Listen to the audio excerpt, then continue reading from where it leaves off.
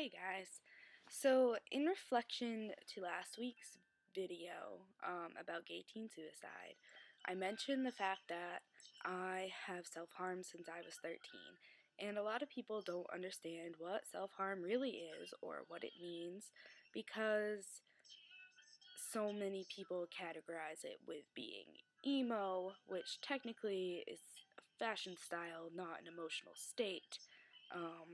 A lot of people associate self-harm with being weak and pathetic, which it is not.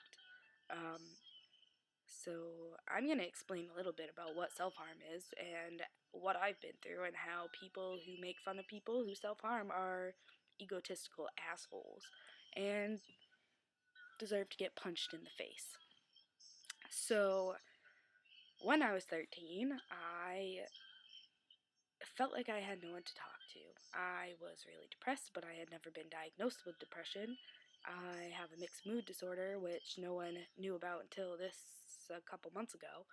And I hated myself because I felt like everyone else hated me, and I had no reason to like myself because I messed everything up all the time.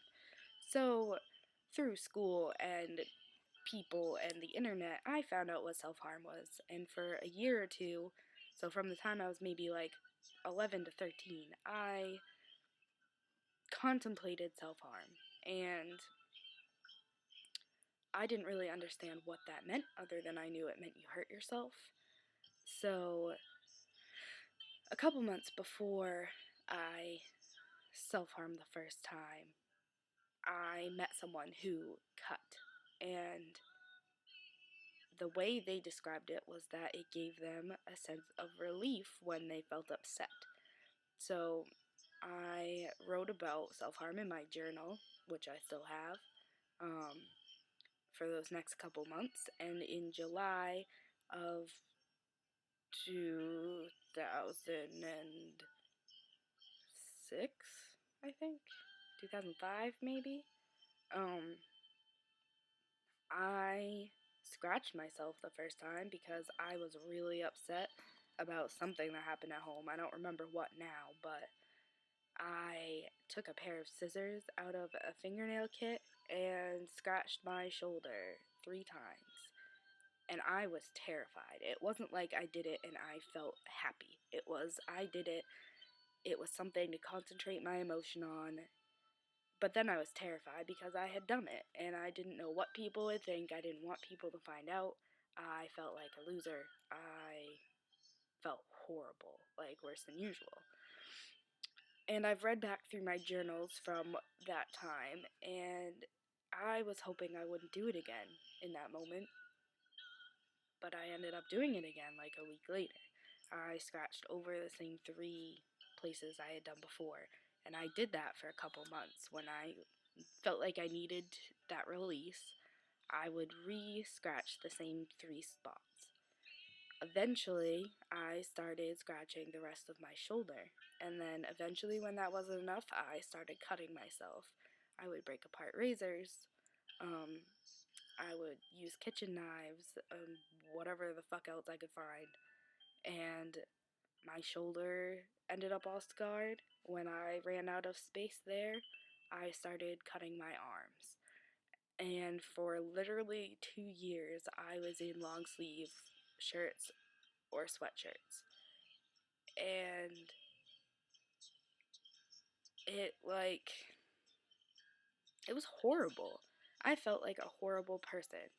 And I didn't know how to explain to people what was going on because I felt like a loser. Because whenever cutting or self-harm or being emo came up at school or with friends, it was like something to laugh about. And it's not something to laugh about. Someone who self-harms, usually, there are some people that do it for attention, but usually when you self-harm, it's because there's something going on that you don't know how to deal with mentally, so it turns physical. And I really fucking hate when people make fun of people who self-harm, or even making fun of the idea of self-harm. Like, people will say, hey, why don't you just go cut yourself, or why don't you kill yourself? Yeah, well, fuck you, because sometimes you say that and it happens. Been there, done that.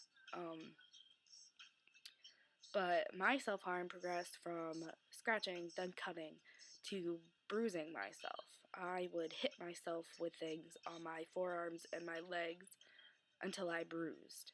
And then when the bruises started fading, I would do it again because I didn't want them to go away. After I started bruising myself, I started burning myself. I used curling irons, straighteners, matches, lighters, pretty much anything so that I could burn myself. And I have horrible scars to reflect those times. After I started burning, bruising, cutting, scratching myself, I also developed an eating disorder. From the time I was 15 till I was almost 17, I was bulimic. I was never diagnosed with an eating disorder, but I've seen doctors and psychiatrists about it. So, whatever. But I was bulimic. I binged and purged everything. From the time I was 15 until I was 17. And I also stopped eating. I went through phases where I wouldn't eat at all. And I started counting calories. And yeah, I was doing a diet thing with some of my family members. When I was 16, I think. And I played off the weight I was losing as part of that, even though I lost like 60 or 70 pounds in 4 or 5 months, which is like a feasible amount, but I was losing like 6 or 7 pounds a week a lot of the time, and that's not normal. So I had that going on as well as the other things.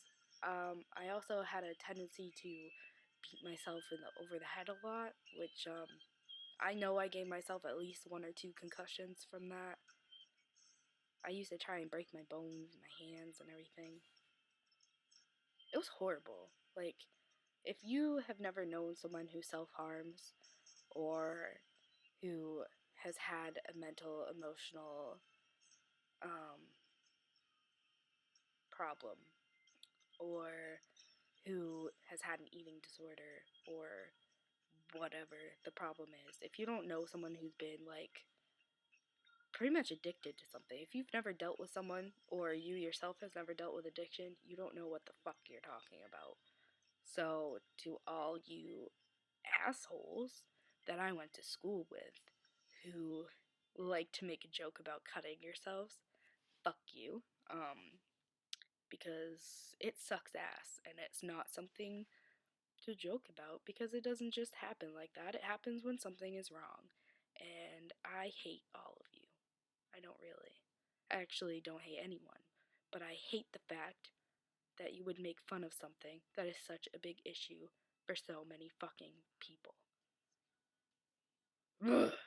Now that little rant's over, some facts about self-harm. 1 in 10 high school students self-harms. The majority of people who self-harm fall between the ages of 13 and 18.